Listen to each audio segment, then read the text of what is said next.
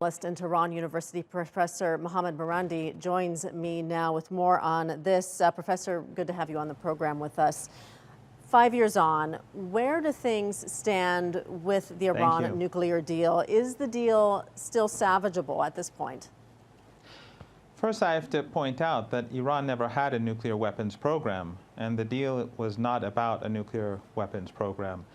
The United States constantly made those allegations, and the American and Western media mimicked what the Americans had to say. Otherwise, there's never been any evidence to show that Iran was in pursuit of nuclear weapons. The International Atomic Energy Agency has never produced any evidence to show such a thing. But the deal was made in order to decrease tensions in the region. And the Iranians were willing to make sacrifices to bring that deal into existence.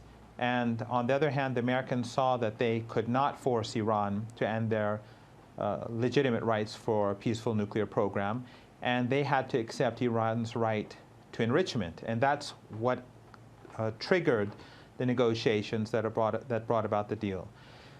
Now, the United States under Trump has wrecked the deal as far as possible. They've exited the deal. But the Iranians and the EU and the Russians and the Chinese continue to be a part of the deal. But it is almost dead. The Iranians are no longer abiding by any of the restrictions.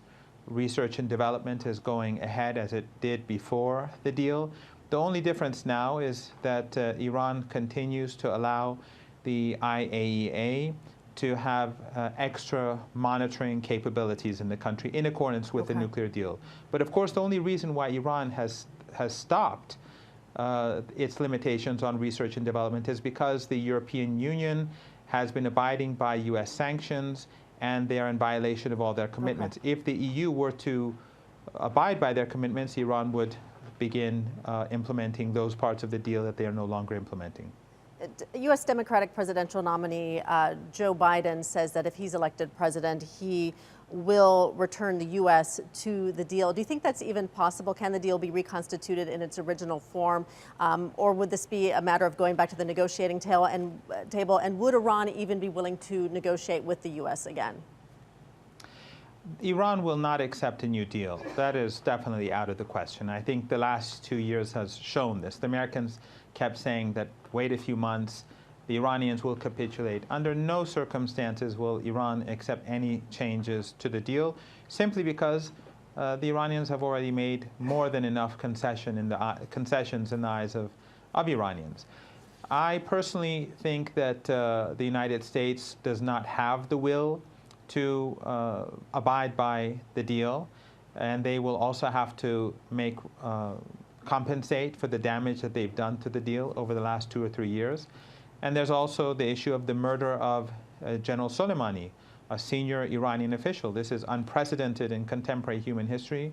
The Iranians will continue to find ways to push back against the United States for this crime.